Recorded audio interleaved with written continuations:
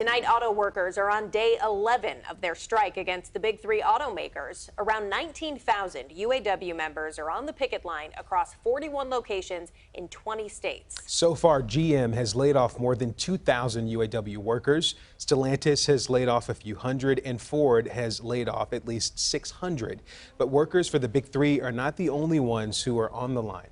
Companies that make parts for the big three are also bracing for layoffs as much of their business dries up. Joining us today to discuss is John Bourbeau, president of Right Management Great Lakes, a company that helps place people into new jobs. John, thanks for being here today. Great to be here with you. So as we mentioned, we're only 11 days into this strike. Correct. Who knows how long it might last? Are you starting to get phone calls from anyone who's being affected by this?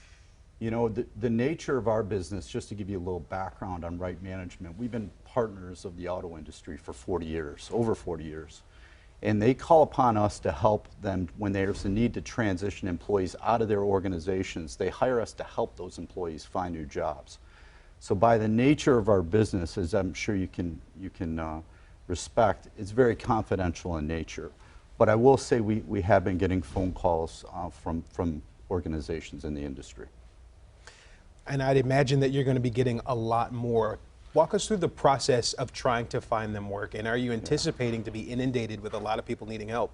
I don't want to anticipate that just because of the sensitivity of what's going on right now, but I can walk you kind of through the process. So as you can imagine, when you lose your job, you know, it's almost as if you're losing part of your family. It's your work family.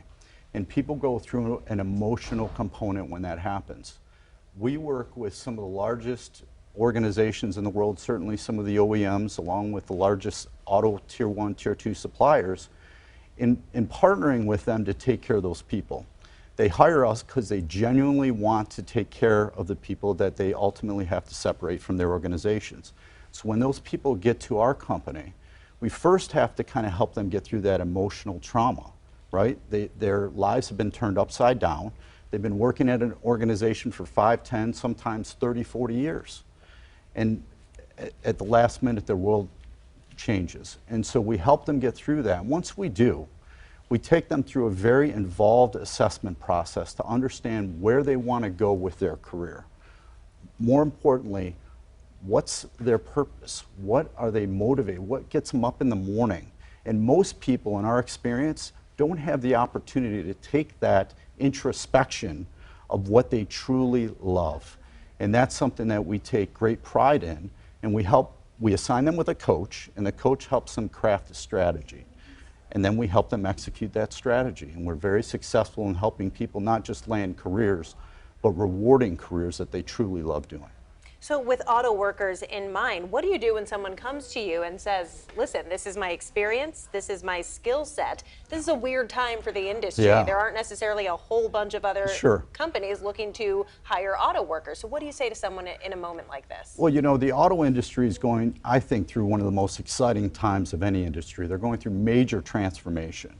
And so depending on where the individual wants to go with their skills, one thing that people, I think, struggle with is if I've been doing this for 15 to 20 years and I have these skills, how do those skills translate to other industries or other functions? And that is the beauty of our services and our coaches.